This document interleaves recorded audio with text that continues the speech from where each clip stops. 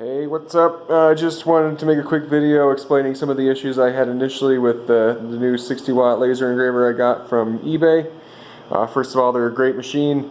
They are assembled pretty quick, and a couple things are mixed up on it, so I just want to kind of run through it quick and show everybody that. So if they get a machine, they can check those out and hopefully be a little more safe.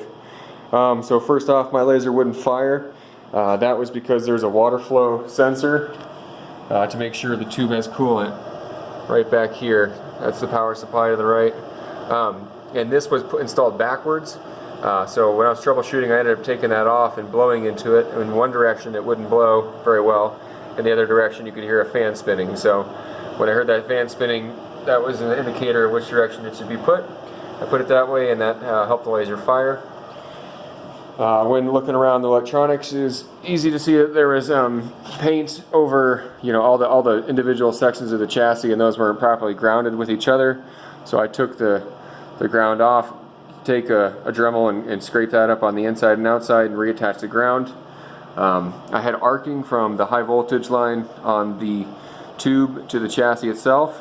There was the wire, well, it wasn't exposed, it still had its own coating, but the silicone kind of stopped here.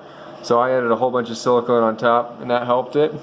I also didn't know if this, I couldn't tell if this was grounded properly either, so I drilled a new hole and ran my own ground wire, which I could have just attached anywhere, but I ran it directly to the ground itself. I wanted to install an ammeter so I could make sure I wasn't pushing the tube too hard. It's really easy to do. Just take, if you look back on the tube, follow the wires from the anode, carry it over to the power supply, cut anywhere between there, splice it in.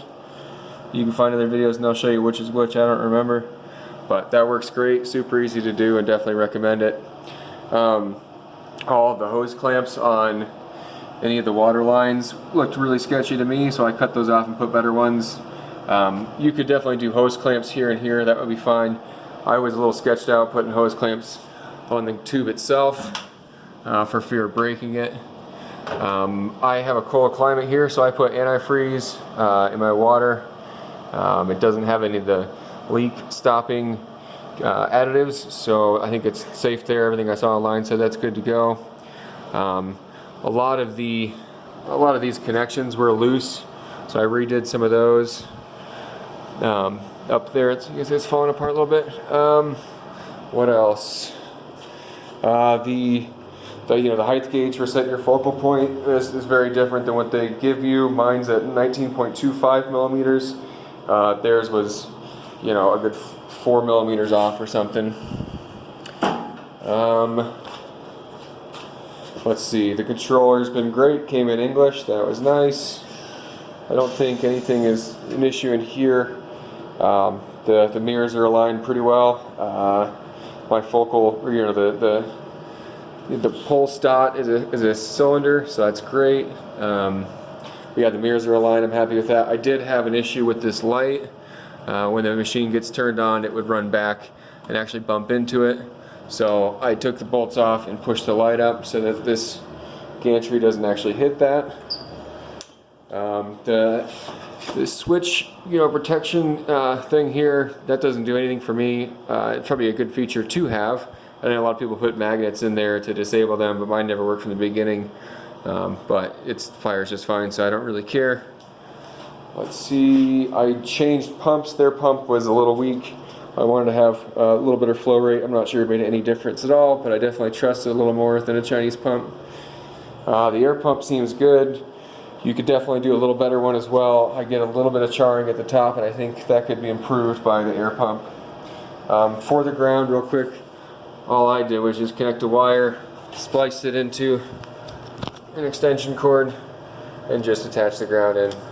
Some people do the actual ground method, but I'm not doing that. I had issues with the driver initially communicating. It said, it had a communication error, and that was a problem with the driver that LaserCAD came with. Follow this video or go to buildyourcnc.com, but LaserCAD installation and how to resolve the communicating error. This walks you through an alternative driver download, and that worked great. This is a link to the 50 milliamp ammeter that I used. They're also on eBay, but super simple and good. Anyways, I hope that helps somebody else who may have any problems setting up their machine or any questions, but I don't profess to be knowledgeable about this at all, but that's what I went through to get it figured out, and I hope it works for you guys. Thanks.